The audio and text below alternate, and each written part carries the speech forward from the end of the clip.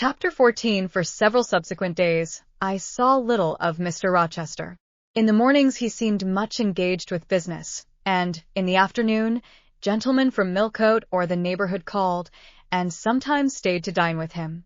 When his sprain was well enough to admit of horse exercise, he rode out a good deal, probably to return these visits, as he generally did not come back till late at night.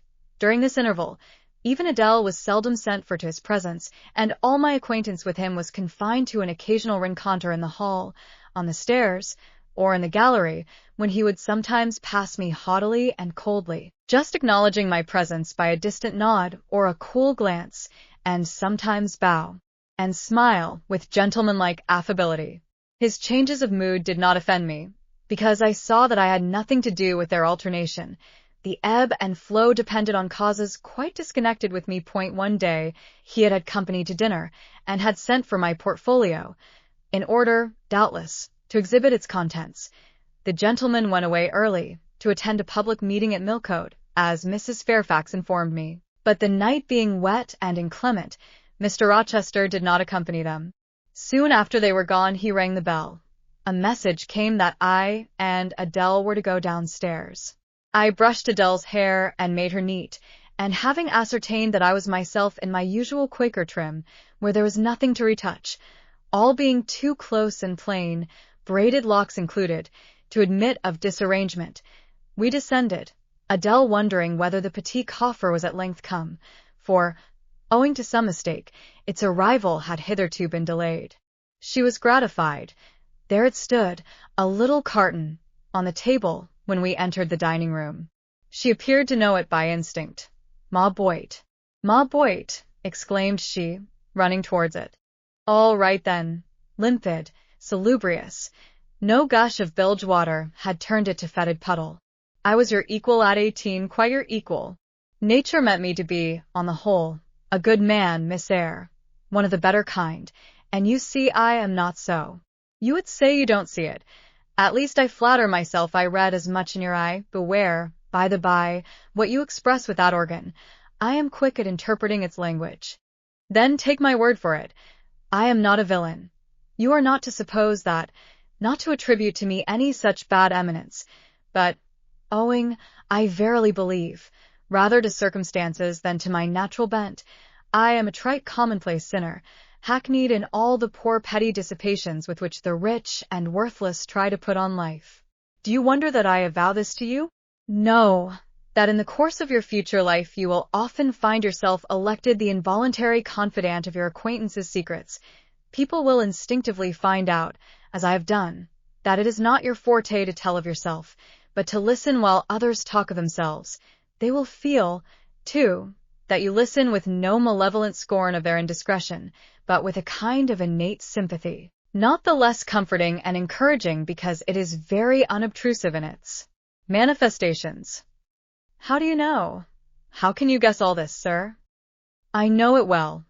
Therefore I proceed almost as freely as if I were writing my thoughts in a diary. You would say, I should have been superior to circumstances, so I should, but you see I was not. When fate wronged me, I had not the wisdom to remain cool. I turned desperate. Then I degenerated. Now, when any vicious simpleton excites my disgust by his paltry ribaldry, I cannot flatter myself that I am better than he. I am forced to confess that he and I are on a level. I wish I had stood firm. God knows I do. Dread remorse when you are tempted to err, Miss Eyre. Remorse is the poison of life. Repentance is said to be its cure, sir. It is not its cure. Reformation may be its cure, and I could reform. I have strength yet for that. But where is the use of thinking of it, hampered, burdened, cursed as I am?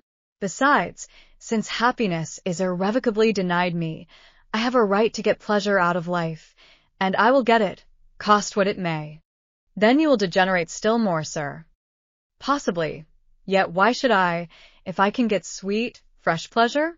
And I may get it as sweet and fresh as the wild honey the bee gathers on the moor. It will sting. It will taste bitter, sir. How do you know? You never tried it.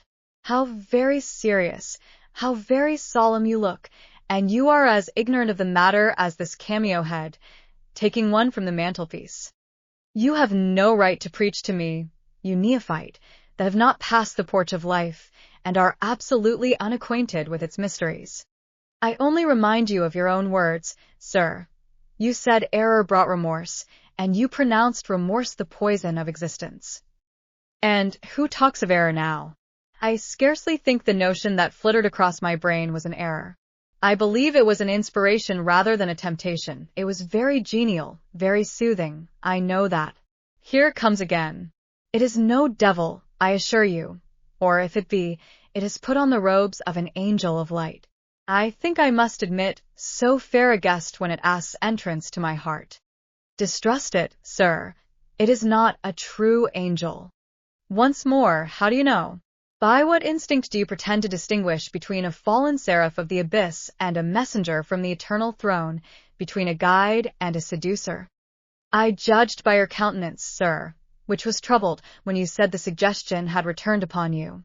I feel sure it will work you more misery if you listen to it. Not at all. It bears the most gracious message in the world. For the rest, you are not my conscience keeper, so don't make yourself uneasy. Here, come in, bonny wanderer. He said this as if he spoke to a vision, viewless to any eye but his own. Then, folding his arms, which he had half extended, on his chest, he seemed to enclose in their embrace the invisible being. Now, he continued, again addressing me, I have received the pilgrim, a disguised deity, as I verily believe. Already it has done me good. My heart was a sort of charnel. It will now be a shrine. To speak truth, sir, I don't understand you at all. I cannot keep up the conversation, because it has got out of my depth. Only one thing I know. You said you were not as good as you should like to be, and that you regretted your own imperfection. One thing I can comprehend. You intimated that to have a sullied memory was a perpetual bane.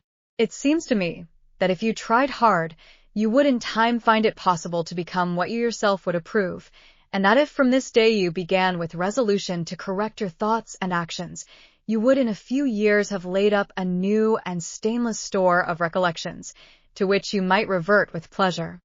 Justly thought, rightly said Miss Eyre, and, at this moment, I am paving hell with energy. Sir, I am laying down good intentions, which I believe durable as flint. Certainly, my associates and pursuits shall be other than they have been. And better, so much better as pure, or, is than foul dross. You seem to doubt me. I don't doubt myself. I know what my aim is, what my motives are, and at this moment I pass a law, unalterable as that of the Medes and Persians, that both are right. They cannot be, sir, if they require a new statute to legalize them. They are, Miss Eyre, though they absolutely require a new statute. Unheard of combinations of circumstances demand unheard of rules. That sounds a dangerous maxim, sir, because one can see at once that it is liable to abuse. Sententious sage. So it is. But I swear by my household gods not to abuse it. You are human and fallible. I am, so are you, what then? The human and fallible should not arrogate a power with which the divine and perfect alone can be safely entrusted. What power? That of saying of any strange, unsanctioned line of action, let it be right. Let it be right. The very words, you have pronounced them. May it be right then, I said as I rose, deeming it useless to continue a discourse which was all darkness to me, and, besides, sensible that the character of my interlocutor was beyond my penetration, at least beyond its present reach, and feeling the uncertainty, the vague sense of insecurity, which accompanies a conviction of ignorance. Where are you going? To put Adele to bed. It is past her bedtime. You are afraid of me because I talk like a SPHYNX. Your language is enigmatical, sir, but though I am bewildered, I am certainly not afraid. You are afraid. Your self-love dreads a blunder. In that sense I do feel apprehensive. I have no wish to talk nonsense. If you did, it would be in such a grave, quiet manner, I should mistake it for sense. Do you never laugh, Miss Eyre? Don't trouble yourself to answer. I see you laugh rarely, but you can laugh very merrily. Believe me, you are not naturally austere, any more than I am naturally vicious.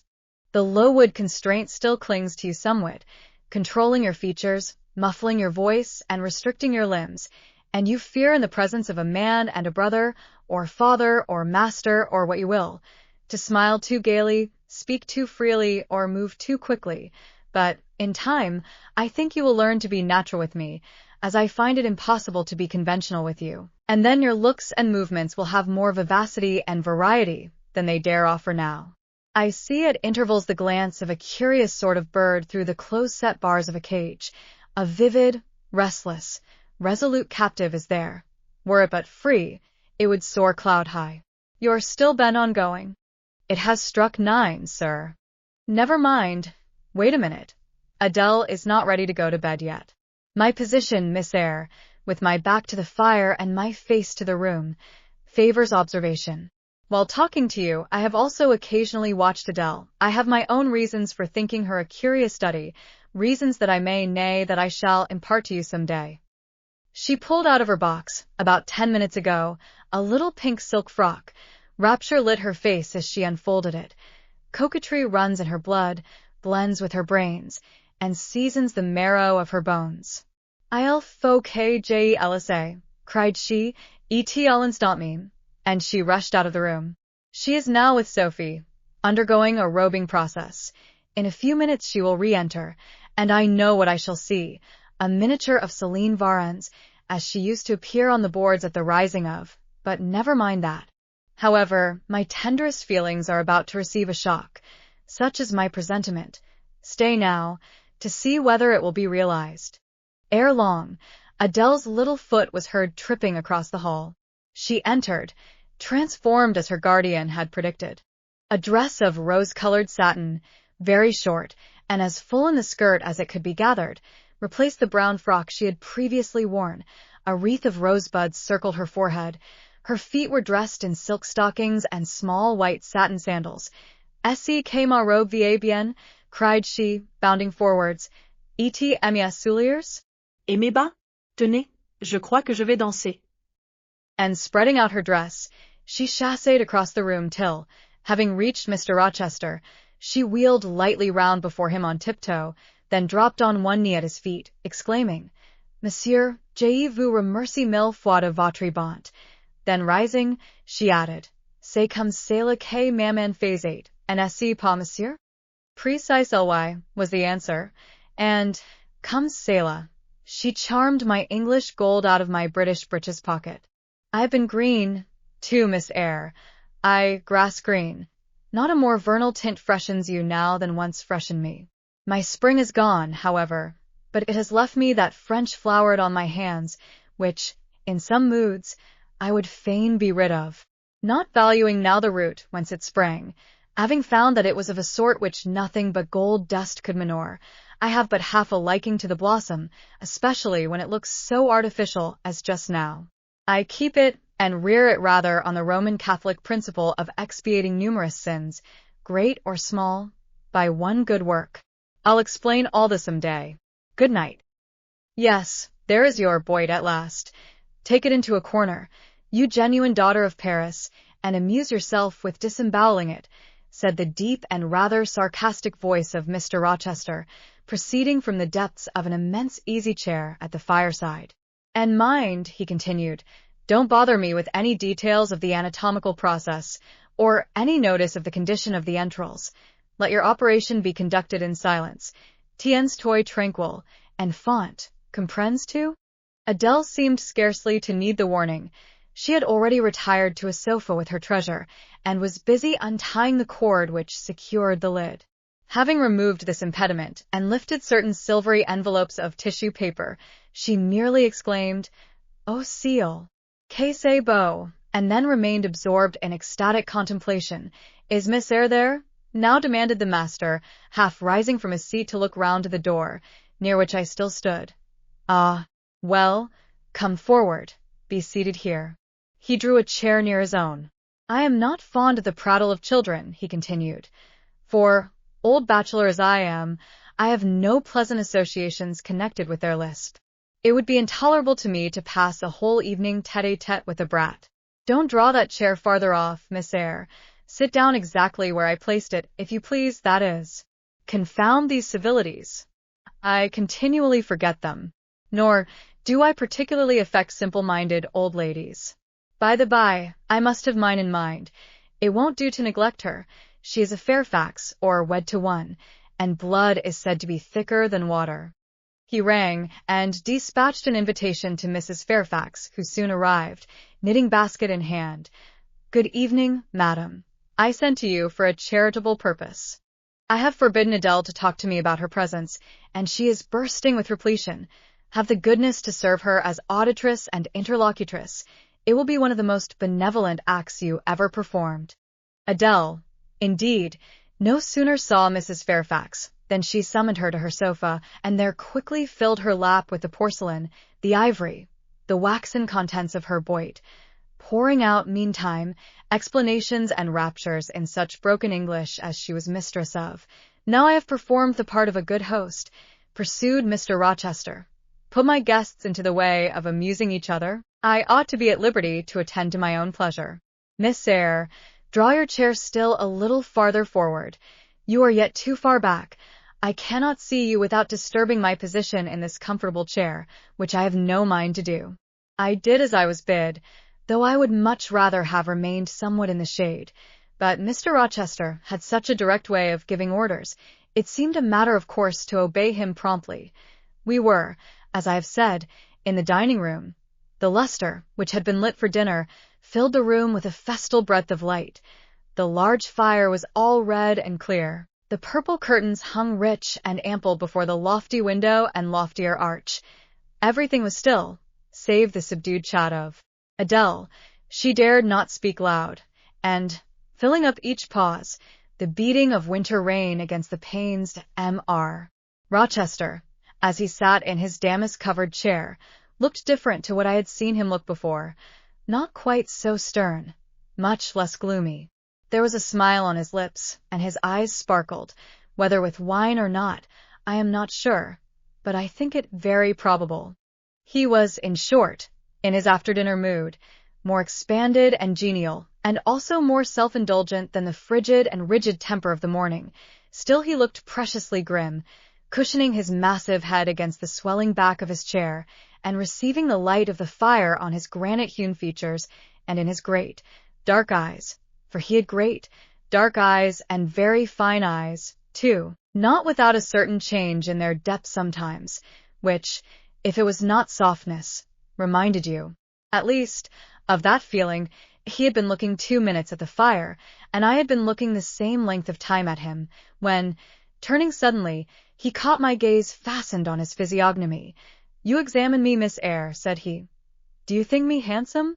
I should, if I had deliberated, have replied to this question by something conventionally vague and polite, but the answer somehow slipped from my tongue before I was aware. "No, sir." Ah, "By my word, there is something singular about you," said he. "You have the air of a little nonnette, quaint, quiet, grave, and simple, as you sit with your hands before you, and your eyes generally bent on the carpet, except, by the by, when they are directed piercingly to my face, as just now, for instance, and when one asks you a question, or makes a remark to which you are obliged to reply, you rap out a round rejoinder, which, if not blunt, is at least brusque." "What do you mean by it?" "Sir, I was too plain. I beg your pardon. I ought to have replied that it was not easy to give an impromptu answer to a question about appearances, that tastes mostly differ, and that beauty is of little consequence, or something of that sort. You ought to have replied no such thing. Beauty of little consequence, indeed. And so, under pretense of softening the previous outrage, of stroking and soothing me into placidity, you stick a sly penknife under my ear. Go on. What fault do you find with me, pray? I suppose I have all my limbs and all my features like any other man? Mr. Rochester, allow me to disown my first answer. I intended no pointed repartee. It was only a blunder. Just so. I think so, and you shall be answerable for it. Criticize me. Does my forehead not please you? He lifted up the sable waves of hair which lay horizontally over his brow, and showed a solid enough mass of intellectual organs, but an abrupt deficiency where the suave sign of benevolence should have risen. Now, ma'am, am I a fool? Far from it, sir. You would, perhaps, think me rude if I inquired in return whether you are a philanthropist? There again, another stick of the penknife, when she pretended to pat my head, and that is because I said I did not like the society of children and old women. Low be it spoken. No, young lady, I am not a general philanthropist, but I bear a conscience, and he pointed to the prominences which are said to indicate that faculty, and which, fortunately for him, were sufficiently conspicuous, giving, indeed, a marked breadth to the upper part of his head, and, besides, I once had a kind of rude tenderness of heart. When I was as old as you, I was a feeling fellow enough, partial to the unfledged, unfostered, and unlucky, but fortune has knocked me about since. She has even kneaded me with her knuckles, and now I flatter myself I am hard and tough as an india-rubber ball, pervious, though, through a chink or two still, and with one sentient point in the middle of the lump. Yes. Does that leave hope for me? Hope of what, sir? Of my final retransformation from india-rubber back to flesh? Decidedly, he has had too much wine, I thought, and I did not know what answer to make to his queer question. How could I tell whether he was capable of being retransformed? You looked very much puzzled, Miss Eyre, and though you are not pretty any more than I am handsome, yet a puzzled air becomes you. Besides, it is convenient, for it keeps those searching eyes of yours away from my physiognomy, and busies them with the worsted flowers of the rug. So puzzle on. Young lady, I am disposed to be gregarious and communicative tonight. With this announcement he rose from his chair, and stood, leaning his arm on the marble mantelpiece. In that attitude his shape was seen plainly as well as his face, his unusual breadth of chest, disproportionate almost to his length of limb. I am sure most people would have thought him an ugly man, yet there was so much unconscious pride in his port, so much ease in his demeanor, such a look of complete indifference to his own external appearance, so haughty a reliance on the power of other qualities, intrinsic or adventitious, to atone for the lack of mere personal attractiveness, that, in looking at him, one inevitably shared the indifference, and, even in a blind, imperfect sense, put faith in the confidence. I am disposed to be gregarious and communicative tonight, he repeated, and that is why I sent for you. The fire and the chandelier were not sufficient company for me, nor would Pilate have been, for none of these can talk. Adele is a degree better, but still far below the mark. Mrs. Fairfax ditto. You, I am persuaded, can suit me if you will. You puzzled me the first evening I invited you down here. I have almost forgotten you since. Other ideas have driven yours from my head, but tonight I am resolved to be at ease, to dismiss what importunes, and recall what pleases. It would please me now to draw you out, to learn more of you, therefore speak. Instead of speaking, I smiled, and not a very complacent or submissive smile either. Speak, he urged. What about, sir? Whatever you like. I leave both the choice of subject and the manner of treating it entirely to yourself. Accordingly I sat and said nothing.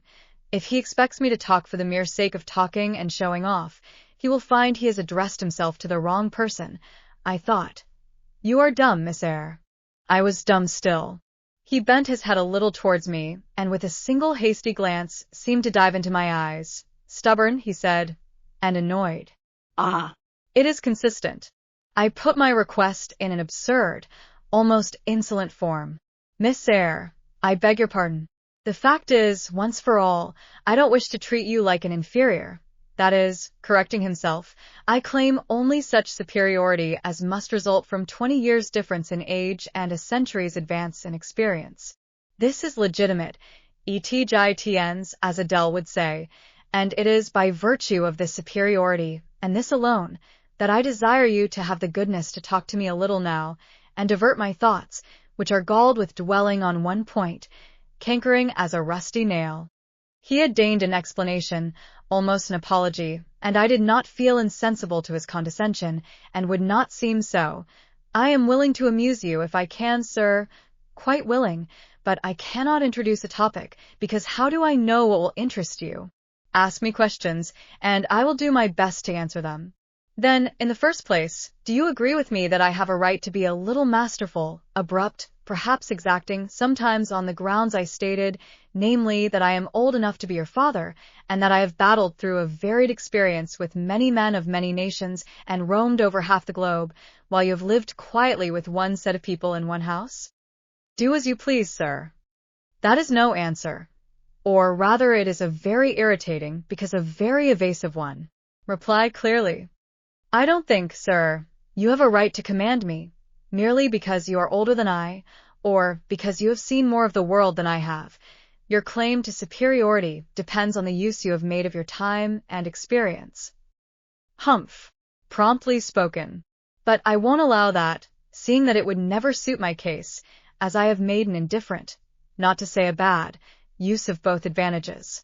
Leaving superiority out of the question, then, you must still agree to receive my orders now and then, without being piqued or hurt by the tone of command. Will you? I smiled. I thought to myself, Mr. Rochester is peculiar. He seems to forget that he pays me £30 per annum for receiving his orders. The smile is very well, said he, catching instantly the passing expression. But speak too. I was thinking, sir, that very few masters would trouble themselves to inquire whether or not their paid subordinates were piqued and hurt by their orders. Paid subordinates? What? You are my paid subordinate, are you? Oh, yes. I had forgotten the salary. Well then, on that mercenary ground, will you agree to let me hector a little? No, sir, not on that ground, but on the ground that you did forget it, and that you care whether or not a dependent is comfortable in his dependency, I agree heartily. And will you consent to dispense with a great many conventional forms and phrases, without thinking that the omission arises from insolence? I am sure, sir, I should never mistake informality for insolence, when I rather like the other nothing freeborn would submit to, even for a salary. Humbug! Most things freeborn will submit to anything for a salary. Therefore, keep to yourself, and don't venture on generalities of which you are intensely ignorant. However, I mentally shake hands with you for your answer, despite its inaccuracy, and as much for the manner in which it was said, as for the substance of the speech. The manner was frank and sincere. One does not often see such a manner. No, on the contrary, affectation, or coldness, or stupid, coarse-minded misapprehension of one's meaning are the usual rewards of candor. Not 3 in 3,000 raw schoolgirl governesses would have answered me, as you have just done. But I don't mean to flatter you. If you are cast in a different mold to the majority, it is no merit of yours. Nature did it. And then, after all, I go too fast in my conclusions. For what I yet know, you may be no better than the rest. You may have intolerable defects to counterbalance your few good points. And so may you, I thought. My eye met his as the idea crossed my mind. He seemed to read the glance, answering as if its import had been spoken as well as imagined. Yes, you are right, said he. I have plenty of faults of my own. I know it, and I don't wish to palliate them, I assure you. God, would I need not be too severe about others. I have a past existence, a series of deeds, a color of life to contemplate within my own breast, which might well call my sneers and censures from my neighbors to myself. I started, or rather, for like other defaulters, I like to lay half the blame on ill fortune and adverse circumstances, was thrust on to a wrong tack at the age of 21, and have never recovered the right course since. But I might have been very different. I might have been as good as you, wiser, almost as stainless. I envy you your peace of mind, your clean conscience, your unpolluted memory. Little girl, a memory without blot or contamination must be an exquisite treasure, an inexhaustible source of pure refreshment, is it not? How was your memory when you were 18, sir?